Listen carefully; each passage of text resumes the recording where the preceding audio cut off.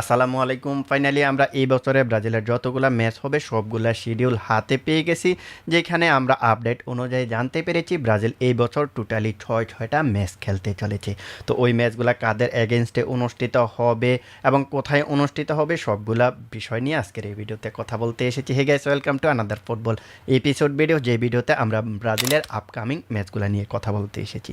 তো first of all আমরা আসি ব্রাজিলের পরবর্তী তিনটা ম্যাচের দিকে। ব্রাজিলের পরবর্তী তিনটা ম্যাচ হতে চলেছে এশিয়া মহাদেশে, যেখানে তারা অস্ট্রেলিয়ার এগেনস্টে দুইটা ম্যাচ এবং ভারতের এগেনস্টে একটা ম্যাচ খেলতে চলেছে। সো আমরা এর আগে আপডেট পেয়েছিলাম যে অস্ট্রেলিয়ার এগেনস্টে যে সময় বিশ্বকাপটা চলতেছিল, ব্রাজিল যখন রাউন্ড অফ 32-তে উঠে গেছিল, তখন কিন্তু আমরা কনফার্ম হয়েছিলাম যে ব্রাজিল অস্ট্রেলিয়ার এগেনস্টে সেপ্টেম্বরে দুইটা ম্যাচ খেলবে, যেখানে সেপ্টেম্বরের 25 তারিখ এবং 29 তারিখ অস্ট্রেলিয়ার এগেনস্টে দুইটা ম্যাচ খেলতে চলেছে।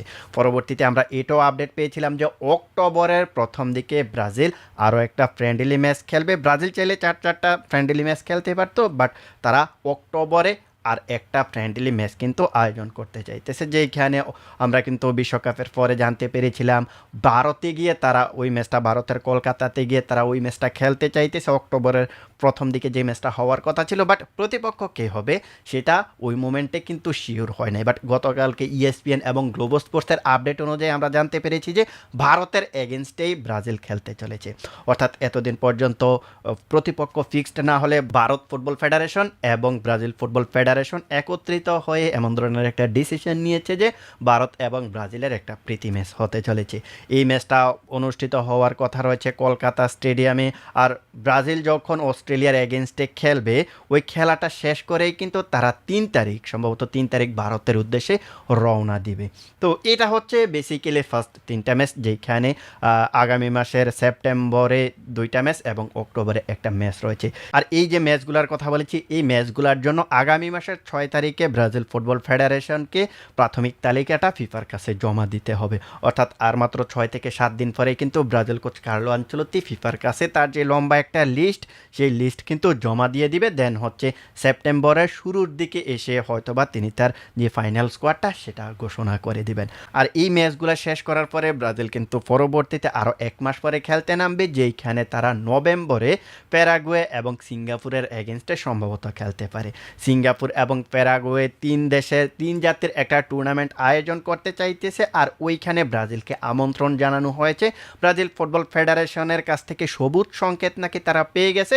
অর্থাৎ নভেম্বরে আমরা সিঙ্গাপুরে ব্রাজিলকে খেলতে দেখতে পারবো, যেখানে প্যারাগুয়ে এবং সিঙ্গাপুরের এগেনস্টে তারা প্রথম রাউন্ডের ম্যাচ খেলবে এবং ফাইনাল ম্যাচটা ব্রাজিল সম্ভবত, যদি ব্রাজিল ফাইনালে উঠতে পারে তাহলে সম্ভবত ব্রাজিল ফাইনালে যে কোনো সিঙ্গাপুর কিংবা প্যারাগুয়ের এগেনস্টে খেলবে। এই হচ্ছে 3টা ম্যাচ। তো এই ম্যাচগুলো কখন অনুষ্ঠিত হবে এখনও পর্যন্ত আমরা আপডেট পাইনি, তবে নভেম্বরে এই ম্যাচগুলো সিঙ্গাপুরে অনুষ্ঠিত হতে চলেছে, এগুলা একেবারে কনফার্ম মোটামুটি বলাই যায়। এইগুলাই হচ্ছে ব্রাজিলের এই বছরের 6টা ম্যাচ। আর এই 6টা ম্যাচের পরেই কিন্তু ব্রাজিল নতুন বছরে পা দিবে। আর নতুন বছরে ব্রাজিল কবে কোথায় মাঠে নামবে এগুলা নিয়ে আমরা পরবর্তীতে আপডেট পাবো।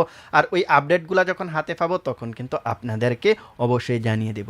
এবার আমরা আসি ব্রাজিল কোচ কার্লো আনচেলত্তির দিকে। তিনি বিশ্বকাপ নিয়ে কি বলেছেন, 2026 বিশ্বকাপের ব্যর্থতার পরে তিনি কি বলেছেন। তো প্রথমত তিনি যেটা বলেছেন সেটা হচ্ছে, দেখুন নেইমার জুনিয়রকে নিয়ে যে প্রপাগান্ডা ছড়িয়েছে যে নেইমার জুনিয়রকে বিশ্বকাপে নেওয়া হবে না, এমন ধরনের ডিসিশন তিনি কখনোই নেয় নাই। তিনি প্রথম থেকে ব্রাজিল ফুটবল ফেডারেশনের যে ব্রাজিল ফুটবলের যখন দায়িত্বটা নিয়েছেন তখন থেকে তিনি কিন্তু ডিসিশন নিয়েছেন নেইমার জুনিয়রকে নিয়ে তিনি বিশ্বকাপে যাবেন। সো প্রথম থেকে কিন্তু তার এমন একটা প্ল্যান ছিল। সো শেষ পর্যন্ত তিনি নেইমার জুনিয়রের উপর ভরসা রেখে তাকে বিশ্বকাপে নিয়ে গিয়েছিলেন। সো ব্রাজিল কেন হেরেছিল নরওয়ের এগেনস্টে, কোথায় ভুলটা বেসিক্যালি ছিল, এটার ব্যাখ্যাটাও কিন্তু তিনি দিয়েছেন। তো নরওয়ের এগেনস্টে হারার যে মূল রিজন, সেই রিজনটা তিনি বলেছেন যে আমরা সুপার অ্যাটাকিং ফুটবল খেলতে গিয়েছিলাম, সেকেন্ড হাফে আমরা নেমে গোল দিতে চাইতেছিলাম, আর এটাই আমাদের জন্য কাল হয়ে দাঁড়িয়েছে। আমরা যখন সুপার অ্যাটাকিং ফুটবলটা খেলতে চেয়েছিলাম তখন আমাদের ডিফেন্সটা অনেকটা উইক হয়ে গিয়েছিল, আর এটাই আমার ডিসিশনের সবচাইতে বড় একটা ভুল ছিল যে সুপার অ্যাটাকিং ফুটবল খেলা।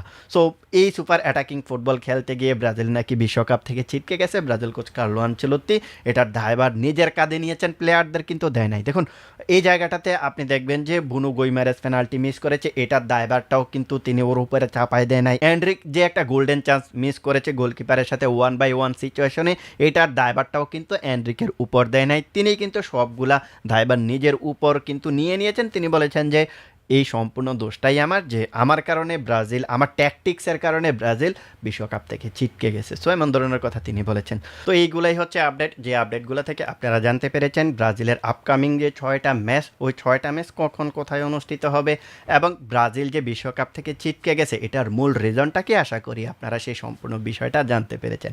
তো আজকের ভিডিওটা এখানেই শেষ করব, দেখা হবে নেক্সট ভিডিওতে। সে পর্যন্ত সবাই ভালো থাকবেন, আল্লাহ হাফেজ।